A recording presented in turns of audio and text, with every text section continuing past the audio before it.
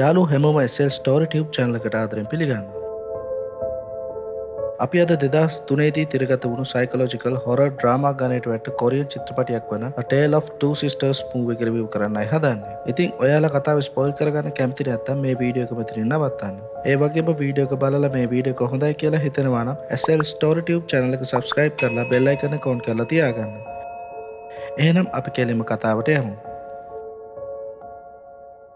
Film එක පටන් ගන්නකොටම නර්ස් කෙනෙක් අසනීප ගෑනු ළමයෙක්ව ඩොක්ටර් කෙනෙක් ළඟට අරන් ඇවිත් ඩොක්ටර් ඉස්සරහා එයා වාඩි කරන දර්ශනයක් අපිට පෙන්වනවා. බැලුව බැලමට මේ ගෑනු ළමයාට මානසික රෝගයක් තිබෙන බව පේන්න තිබුණා. ඩොක්ටර් එයාගෙන් ප්‍රශ්න කිහිපයක් ඇහුවත් එයා එකකටවත් උත්තර දුන්නේ නැහැ. ඊට පස්සේ මේ ඩොක්ටර් පවුලක ෆොටෝ වගේක් පෙන්නලා ඒ ෆොටෝ වල ඉන්න අය අඳුරනවද කියලා මේ ගෑනු ළමයාගෙන් අහනවා. ඒත් එයා ඒ එක ෆොටෝ එකක් දිහාවත් නිකමටවත් ඔලුව උස්සලා බලන්නේ නැහැ. අන්තිමට ඔහු මේ ගෑනු ළමයාගෙන් අහනවා එදා දවසේ මොකද වුනේ කියලා. ඉතින් යාළුවනේ ඩොක්ටර් මේ අහන දවසේ මොකද වුනේ කියලා ඔයාලට දැනගන්න නම් කතා ඉවරනකම් බලන් ඉන්න වෙනවා. ඊළඟ සීන් එකේදී ගයක් ඉස්සරහා කාර් එකක් ඇවිත් නතර කරන ආකාරය අපිට පෙනෙනවා. අපි කලින් මෙන්ටල් හොස්පිටල් එකේදී දැකපු සූමි, එයාගේ නංගි සූයෝනුයි, එයාගේ තාත්තා මූහියෝනුයි තමයි මේ කාර් එකෙන් එළියට ආවේ. ඉතින් ගෙදරට ආපු ගමන් මේ අක්කයි නංගි දෙන්න අත් අල්ලගෙන ඒ අහල පහල තියෙන වැවක් ළඟට සතුටින් දුවලා ගියා. තාත්තා එයාලට ගෙදරට කතා කරනකම් ඒ දෙන්න එතන සතුටින් සෙල්ලම් කරා. මෙයාලා ගේ ඇතුළට එනකොට නපුරු පෙනුමක් තියෙන ගෑනු කෙනෙක් ගෙදර හිටියා. ඔයාලා සතුටින් ඉන්නවා දැකීම සතුටක් කියලා මේ ගෑනු ගෙනා එයාලා දිහා නපුරු විදිහට බලලා කියනවා. මේ ගෑනු කෙනා අර ගෑනු ළමයිගේ කුඩම්මයි. එයාගේ නම හියු යුන්ජු. සූමි සූයෝනුයි කුඩම් එක්ක කතාවට යන්නේ නැහැ. එයාලා කුඩම්මට කැමති නැති බවක් තමයි පේන්න තිබුණේ. සූමි කාමරයේ ඇඳුම් මස් කරමින් ඉන්නකොට එයාට අල්මාරිය ඇතුලෙන් සත්‍යයක් ඇහෙනවා. එයා අල්මාරිය ඇරපුවම සත්‍යය නැති වෙනවා. කොහොම හරි මේ අල්මාරියේ එල්ලලා තිබුණු ඇඳුම් ඔක්කොම එකම වගේ. ඉතින් මේ බව දකින සූමි පුදුමයටපත් වෙනවා. එදා රෑ හැමෝම සත්‍යයක් නැතුව රෑ කෑම ගන්නවා. මෙතනදී යුන්ජු එයාගේ හස්බන්ඩ් එහෙම නැත්නම් මෝහියෝන්ට කියනවා පහුවෙනිදා යුන්ජුගේ සහෝදරයාට රෑ කෑමට එන්න කියලා කිව්වා කියලා. මෝහියෝන් මුකුත් කියන්නේ නැතුව එතනින් නැගිටලා යනවා. සූමි එයාගේ තාත්තගේ ඇඳුම් මස් කරපු එක ගැන යුන්ජු සූමි එක්ක තරහින් හිටපු නිසා එයා සූමිට කියනවා සැමියාගේ ඇඳුම් අස් කරන එක බිරිඳගේ රාජකාරියක් කියලා. සූමි තරහින් උත්තර දෙමින් කියනවා ඔයා ආයේ එයාගේ ඇඳුම් අස් කරන්න ඕනත් නැහැ තාත්තගේ කාමරයට යන්න ඕනෙත් නැහැ කියලා. ඒ එක මෝහියෝන් බෙහෙත් පෙති දෙකක් අරන් ඇවිත් යුන්ජුට දෙනවා බොන්න කියලා. යුන්ජුත් මොකක් හරි අසනීපයකට බෙහෙත් බොන බවක් අපිට මෙතනදී පෙනෙනවා. සූමි කියනවා යුන්ජුගේ සහෝදරයත් එක්ක ඩිනර් ගන්න එයාට ඕන නැහැ කියලා. එහෙම කියලා එයා එතනින් නැගිටලා යනවා. ඔයත් අක්ක එක්කම යන්න කියලා යුන්ජු තරහෙන් සූයෝන්නත් එතනින් එලවලා දානවා. ඊට පස්සේ යුන්ජු එයා හුරතලයට ඇති කරපු කුරුල්ලට ගුඩ් නයිට් කියලා නිින්දට යන්න ලෑස්ති වෙනවා. යුන්ජු නිදාගන්න කලින් මූහියෝන්ට පේන්න ලස්සනට ඉන්න ඕන නිසා ලස්සන රෑ ගැවුමක් අඳින්න තීරණය කරනවා. ඒ වුණාට කාමරයට ආපු මූහියෝන් ඇයව ගණන් ගන්නේ නැතුවම නිින්දට යනවා. ටික වෙලාවකට පස්සේ ඔහු සාලයට ගිහින් සැටියට වෙලා නිදා ගන්නවා. එදා රෑ නිදාගෙන ඉන්නකොට සූයෝන්ට සත්‍යයක් ඇහෙනවා. එයා ඇහැරලා බලනකොට දොරේ ලොක් එක හෙලවෙනවා දකිනවා. එයා බය වෙලා බ්ලැන්කට් එක පෙරෝගෙන ආයෙමත් නිදි වගේ බොරුවට ඉන්නවා. ඒ එක්කම ලොකු ශබ්දයක් ඇහෙනවත් එක්කම එයා ගැසිලා නැගිටිනවා. හොඳටම බය වුණු සූයෝන් එයාගේ අක්කගේ කාමරයට දුවනවා. සූමි එයාගේ නංගිට ආදරෙන් කියනවා ඔයා බය වෙන්න එපා. දැන් ඔක්කොම හරි කියලා. ඒ වුණාට සූයෝන්ට හොඳටම විශ්වාසයි කාමරයට කවුරු හරි ආවා කියන එක. සූමි පහළ තට්ටුවට ගිහින් චෙක් කරලා බලනකොට එතන ටීවී එක ඔන් වෙලා තියෙනවා දකිනවා. ඊට පස්සේ එතන කොනක මූහියෝන් නිදාගෙන ඉන්න බවත් එයා දකිනවා. සූමි තාත්තට රෙද්ද පොරවලා තාත්තගේ මූණ ආදරෙන් අත ගන්නවා. ඒ එක්කම එයාගේ කුඩම්මා යුන්ජු එයා පිටිපස්සේ හිටගෙන ඉන්න බව සූමි දකිනවා. මූහියෝන් ඇහැරවන්න හැදුවා කියලා යුන්ජු සූමිට බනිනවා. මෙතනදී කුඩම්මයි දුවයි අතර පොඩි වචන හෝමාරුවක්. එහෙම නැත්නම් පොඩි ආරවුලක් ඇති වෙනවා.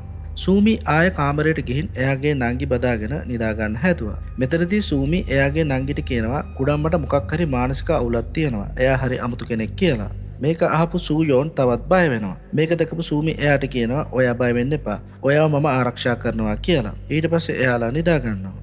මහරෑ සූමි බය වෙලා ඇහැරෙනවා. සූයෝන් එයා ළඟ නිදාගෙන ඉන්න බව සූමි දකිනවා. ඒ එක්කම කළු ඇඳුමක් ඇඳගත්ත කෙල්ලෙක් ඇඳ පිටිපස්සේ ඉඳන් දන ගාගෙන එළියට එන බව සූමි දකිනවා. සූමි කතා කරගන්නවත් බැරි තරමට තුෂ්ණිම් භූත වෙලා හිටියේ. මේ කෙල්ල සූමි ළඟට ඇවිදන් ඇවිත් ඇඳ උඩට නැග්ගා. ඊට පස්සේ මේ කෙල්ල සූමි ළඟටම ඇවිත් අමුන්ෂෙක් වගේ hina වෙන්න ගත්තා. සූමි දකිනවා මේ කෙල්ලගේ කකුල දිගේ ලේ පෙරෙනවා. සූමි කෑ ගහනවා. ඒ එක්කම එයා නිින්දෙන් ඇහැරෙනවා. සූමි දැනගන්නවා එයා දැකලා තියෙන්නේ හීනයක් කියලා. සූමිගේ කෑ ගැහිල්ල ඇහිලා මෝහියෝනුත් කාමරයට දුවගෙන එනවා මොකද කියලා බලන්න. ඒත් සූමි ඔහුට කාමරය ඇතුළට එන්න දෙන්නේ නැහැ. ඊට පස්සේ බ්ලැන්කට් එක අයින් කරලා බලපුවාම බෙඩ් ෂීට් එක පුරාම ලේ ගෑවිලා තියෙන බව සූමි දකිනවා. සූමි දැනගන්නවා සූයෝන්ට ඔසප් වෙලා කියලා. සූමි යුන්ජුගේ කාමරයට යනවා පෑඩ් එකක් අරගන්න. ඉතින් සූමි ඒක අරගෙන යන්න හදනකොටම යුන්ජු ඇහැරෙනවා. එදාම යුන්ජුටත් ඔසප් වෙලා තිබුණ එක ගැන කියලා එයා hina වෙනවා. පෑඩ් එක අරගෙන යනකොට සූමිටත් ඔසප් වෙලා කියලා සූමි දැනගන්නවා. එදා සූමි සූයෝන් එක්ක යුන්ජුගේ කුරුල්ලා ළඟ එකට ඉඳගෙන විසිල් කර කර ඉන්නවා. එයාලා කතා කර කර ඉන්නකොට මූහියෝන් එතනට ඇවිත් ඔයා හොඳින් නේද සූමි කියලා එයාගෙන් අහනවා. මූහියෝන් පිළිගන්නවා එයාට හොඳ තාත්තා කෙනෙක් වෙන්න බැරි වුණා කියලා. සූමි කතාව වෙන පැත්තකට හරවලා සූයෝන්ගේ කාමරයේ තියෙන අල්මාරිය අයින් කරලා දෙන්න පුළුවන්ද කියලා තාත්තගෙන් අහනවා. ඒ කාමරය ගැන ආයෙමත් කතා කරන්නේ නැහැ කියලා ඔයා පොරොන්දුනා නේද කියලා මූහියෝන් සූමිට මතක් කරලා දෙනවා. ඉතින් යාළුවනේ මෙතන විශේෂ දෙයක් වෙනවා. කතාබහ අතරතුරේදී සූයෝන් සද්දයක් නැතුව බලන් ඉන්නවා. මූහියෝනුත් සූයෝන්ව දැක්කේ නැහැ වගේ එයාව ගණන් ගන්නේ නැතුව ඉන්නවා. පැය කීපයකට පස්සේ සූමි එයාලා පුංචි කාලේ හැදුණු වැඩුණු ඒ අහල පහල තිබුණු එයාලගේ පරණ ගෙදරට යනවා. සූමි ඒ ගෙදර තිබිලා පෙට්ටියක් අරගෙන එනවා. ඒකේ තිබුණේ එයාගේ මැරුණු අම්මගේ බඩු වගේකුයි එයාලගේ පවුලේ පින්තූරු වගේකුයි. සූමි මේ පින්තූරු දිහා ආදරෙන් බලන් හිටියත් ඒ පින්තූරු වල යුන්ජු ඉන්නවා දැකපු ගමන් එයාගේ මූණ නපුරු විදියට වෙනස් වෙනවා. සූයෝන් මෙතනට ඇවිත් ඔයා මොකද කරන්නේ කියලා සූමිගෙන් අහනවා. සූමි පින්තූරු ටික පෙන්නපුවාම එයත් අක්කා එක්ක එකතු වෙලා පින්තූරු එකතු කරන්න ගන්නවා. ඒ එක්කම සූයෝන්ගේ අත්වල කැපුණු තුවාල තිබෙන බව සූමි දකිනවා. මේක කරේ කුඩම්මද කියලා සූමි තරහෙන් අහනවා. සූයෝන් බිම බලනවා. මේ ගැන කිව්වේ නැත්තේ ඇයි කියලා සූමි නංගිට බනිනවා. එයා තරහෙන් කුඩම්ම ළඟට යනවා. කුඩම්ම කියනවා මම තමයි ඒක කරේ. ඔයාගේ නංගිගේ නරක පුරුදු නිසා එයාට පාඩමක් උගන්වන්න ඕන නිසායි එහෙම කළේ කියලා. දෙන්න අතර බහින් බස් වීමක් ඇති වෙනවා. සූමිට තරහ පාලනය කරගන්න බැරි වෙනවා. එයා මේසේ උඩ තිබුණු තේ කෝප්පු විසි කරලා දානවා. මේ දෙන්නගේ රණ්ඩුව මූහියෝන්ටත් ඇහෙනවා. රණ්ඩුව ඉවරනාට පස්සේ ඔහු ඇවිත් බලනකොට සූමි කාමරේ මුල්ලකට වෙලා අඬ ඉන්නවා දකිනවා. මූහියෝන් සූමිව ආදරෙන් සංසුන් කරන්න හැදුවත් සූමි ඔහුටත් බනිනවා. ඊට පස්සේ මූහියෝන් කියනවා ඔයා සංසුන් උනේ නැත්නම් ඔයාට ආයෙ අසනීප වෙයි කියලා. තාත්තා කියන්නේ මොකද්ද කියලා සූමිට හිතා ගන්නවත් බෑ. එදා යුන්ජුගේ අයියයි එයාගේ වයිෆ්යි රෑ කෑමට එනවා. ඔවුන් දෙදෙනා ආපු එක ගැන යුන්ජු ගොඩක් සතුටින් හිටියත් අමුත්තන් දෙන්න නම් එච්චර කැමැත්තකින් ඇවිත් හිටපු බවක් පේන්න තිබුණේ නෑ. යුන්ජු ඔවුන්ගේ පරණ විස්තර එක දිගට කියාගෙන ගියා. අනිත් අය සද්දයක් නැතුව එයා කියපුවා අමාරුවෙන් වගේ අහගෙන හිටියා. යුන්ජු එයාගේ සහෝදරයාගෙන් අහනවා ඔයාට මතකද අපි අරව කරා මේව කරා කී එක එක දේවල් ගැන කිව්වා. ඒත් ඔහු ඒ කිසි දෙයක් ඔහුට මතක නැහැ කියලා කියනවා. මේ කිසි දෙයක් මතක නැත්තේ ඔයාට පිස්සු හින්දා වෙන්නේ නැති කියලා යුන්ජු ගොඩක් තරහෙන් කියනවා. ඊට පස්සේ යුන්ජුගේ නෑනට කැස්සක් හැදිලා හුස්ම හිර වෙන්න පටන් ගන්නවා. එයා බිම ඇදගෙන වැටෙනවා. එයාගේ හස්බන්ඩ්ුයි මූහියෝනුයි එයාට උදව් කරන්න හදනවා. කොහොම හරි ටික වෙලාවකට පස්සේ එයාට වමනේ ගියාට පස්සේ එයා ආයෙමත් හිටපු තත්ත්වයටපත් වෙනවා. මේ ජෝඩුව ආයෙමත් ගෙදර යන අතරේ මේ ගෑනු කෙනා එයාගේ හස්බන්ඩ්ට කියනවා එයා බිම වැටලා හිටපු වෙලේ සිංක් එක යට හොල්මනක් ඉන්නවා දැක්කා කියලා. මේ අතර යුන්ජු කුස්සියේ ඉන්නකොට එයාටත් සිංක් එක යටින් සද්දයක් ඇහෙන්න ගන්නවා. එයා සිංක් එක යට බැලුවට කිසිම දෙයක් හොයාගන්න හම්බෙන්නේ නැහැ. ඒ වෙලාවේ කොණ්ඩ කටුව බිම වැටලා තියෙනවා යුන්ජු දකිනවා. ඒක අහුල ගන්න හදනකොටම කවුරු හරි සිංක් එක යට ඉඳගෙන යුන්ජුගේ අත අල්ලනවා. බයෙන් ගැසිලා එතනින් ඉවත් වෙන්න හදනකොටම යුන්ජුගේ පිටිපස්සේ කවුරු හරි ඉන්න බව එයා දකිනවා. මිනිත්තු කිහිපයකට පස්සේ යුන්ජු මූහියෝන් එක්ක කාමරේ ඉන්න අතර ඔහු ඇයට බෙහෙත් බොන්න දෙනවා. යුන්ජු ඔහුට කියනවා මේ ගෙදර අමුතු දේවල් වෙනවා කියලා. ඒත් ඔහු ඇයි කියන දේවල් වැඩිය ගණන් ගන්නේ නැහැ. මූහියෝන් එළියට යනකොට එයාලා ඇති කරපු කුරුල්ලාව කවුරු හරි මරලා දාලා තියෙන බව ඔහු දකිනවා. ඔහු මැරුණු කුරුල්ලාව අයින් කරන්න හදනවා. කාමරේ හිටපු යුන්ජු මේක දකිනවා.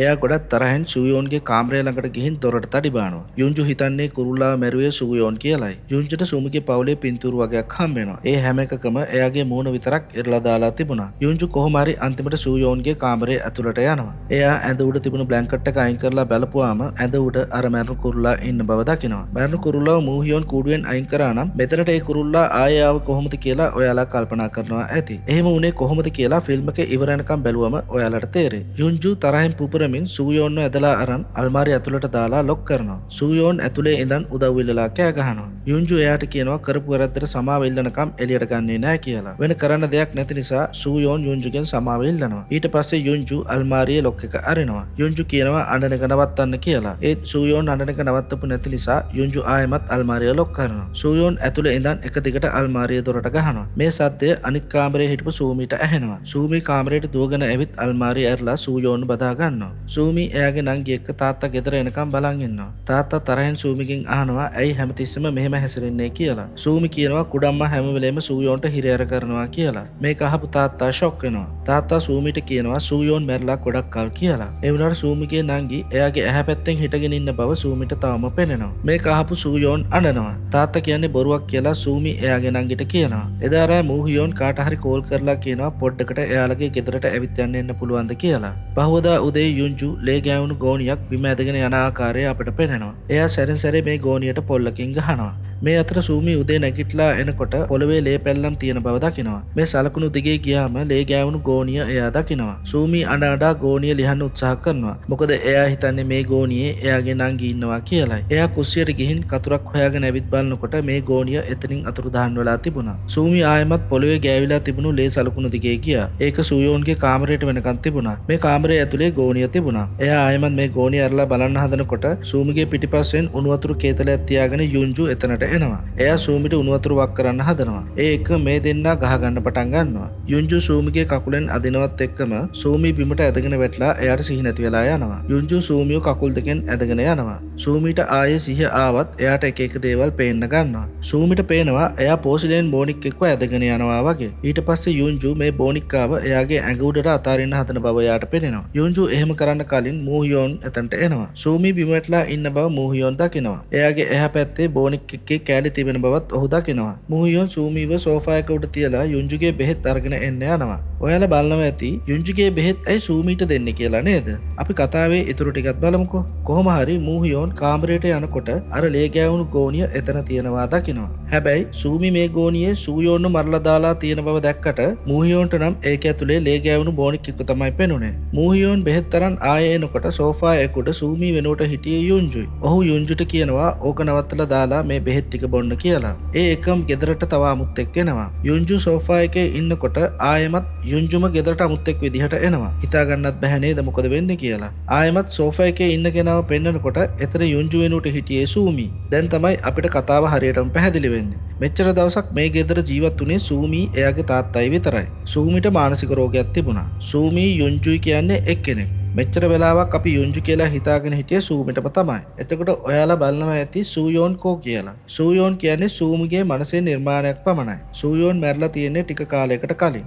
සූමි එයාගේ නංගිගේ මරණය පිළිගන්න කැමති වුණේ නැති එකේ ප්‍රතිඵලයක් විදිහට එයා සූයෝන්ව හිතින් මවාගෙන එයත් එක්ක කතා කරන්න ගත්තා. දැන් ටිකකට කලින් ඇත්තටම සිද්ධ වුණේ සූමි බෝනික් එක්ක ගෝණියකට දාලා පොල්ලකින් ගැහුවේ එයා යුන්ජු කියලා හිතින් මවාගෙනයි. ගෝණියේ හිටපු බෝනික්කා සූයෝන් කියලා තමයි එයා හිතින් මවාගෙන හිටියේ. ගෝණිය බිම දිගේ ඇදගෙන ගියේ යුන්ජු කියලා හිතුවට ඇත්තටම මේ ගෝණියේ බෝනික් එක්ක දාලා ඇදගෙන ගියේ සූමි. ඒ විතරක් නෙමෙයි. ගෙදර හිටපු කුරුල්ලා මැරුවෙත් සූමිමයි. ඉතින් යාළුවනේ ඔයාලට මතකද සූමිටයි සූයෝන්ටයි යුන්ජුටයි එකම දවසේ ඔසප් වෙනවා. එහෙම උනේ එතන පුද්ගලයෝ තුන්දෙනෙක් හිටපු නැති නිසායි. කතාව පුරාවටම හිටියේ සූමි විතරයි. සූමි යුන්ජු කියලා හිතාගෙන විකාර දේවල් කියවනකට තමයි මූහියෝන් එයාට බෙහෙත් පෙති ගෙනත් දෙන්නේ බොන්න කියලා. මේ චිත්‍රපටයේ පුරාවටම මූහියෝන් සූයෝන් එක්ක වචනයක්වත් කතා කරනවා අපිට පෙනුනේ නෑ නේද? එතකොට සූයෝන් කියන්නේ හොල්මනක්ද?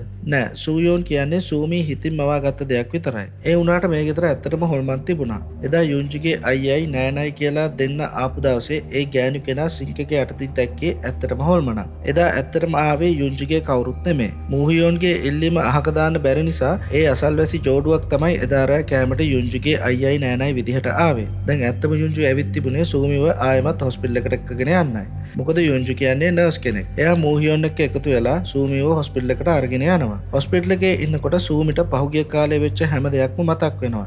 සූමිගේ අම්මා මැරෙන්න කලින් ගොඩක් අසනීප තත්ත්වෙන් තමයි හිටියේ. අම්මා අසනීප වෙලා හිටපු කාලේ එයාට සාත්තු කරේ යුන්ජුයි. ටික දවසක් ගියාට පස්සේ යුන්ජු මූහියෝන් එක්ක අනියම් සම්බන්ධතාවයක් පටන් ගන්නවා. මේ නිසා යුන්ජු එක්ක සූමි ගොඩක් තරහෙන් තමයි හිටියේ. මේ අනියම් සම්බන්ධයේ ඉවස ගන්න බැරුව දවසක් සූමිගේ අම්මා කාමරේ තිබුණු ලොකු අල්මාරියේ එල්ලිලා මැරෙනවා. එල්ලිලා මැරලා හිටපු අම්මව සූයෝන් දකිනවා. අම්මව ලියන්න හදනකොට මේ අල්මාරිය සූයෝන්ගේ ඇඟ උඩට වැටෙනවා. යුන්ජුට මේ සද්දය ඇහෙනවා. එයා ගිහින් බලනකොට සූයෝන් අල්මාරියට යට වෙලා ඉන්නවා යුන්ජු දකිනවා. යුන්ජුට මේ අල්මාරිය තනියම උස්සන්න බැරි නිසා එයා තව කාව හරි එකගෙන එන්න හදනකොට එයාට සූමිව හම්බ වෙනවා. සූමිට වෙච්ච දේ කියන්න උත්සාහ කරනකොට එයා යුන්ජුට බනිනවා බොරුවට අම්මා කෙනෙක් වෙන්න උත්සාහ කරන්න හදන්න එපා කියලා. මේක අහපු යුන්ජුට ගොඩක් තරහ යනවා. එයා සූයෝන්ට වෙච්ච දේ කියන්නේ නැතුව එයාව මැරෙන්න දාලා යනවා. මේ නිසා සූමිට එයාගේ අම්මයි නංගි දෙන්නම එකම දවසේ නැති වෙනවා. කොහොම හරි යුන්ජුගෙන් පරිගන්න එයා ආයෙමත් මේ ගෙදරට එනකම් බලන් හිටපු කෙනෙකුත් හිටියා. යුන්ජු සූමිගේ ගෙදර ඉන්නකොට එයාට සූයෝන්ගේ කාමරෙන් සද්දයක් ඇහෙනවා. යුන්ජු කාමරයට ගිහින් බලනකොට එයාට සූයෝන්ගේ අවතාරය පේනවා. කොහොම හරි සූයෝන්ගේ හොල්මන යුන්ජුව මරලා එයාගේ අවසාන පරිගැනීම සම්පූර්ණ කරගන්නවා. චිත්‍රපටයේ කතාව මෙතනින් ඉවර වෙනවා. මේ වගේ තව මූවි රිවිව් බලන්න කැමති නම් මගේ channel එක subscribe කරලා bell icon එක on කරලා තියාගන්න. අපි අලුත් කතාවකින් ආයෙමත් හම්බ වෙමු.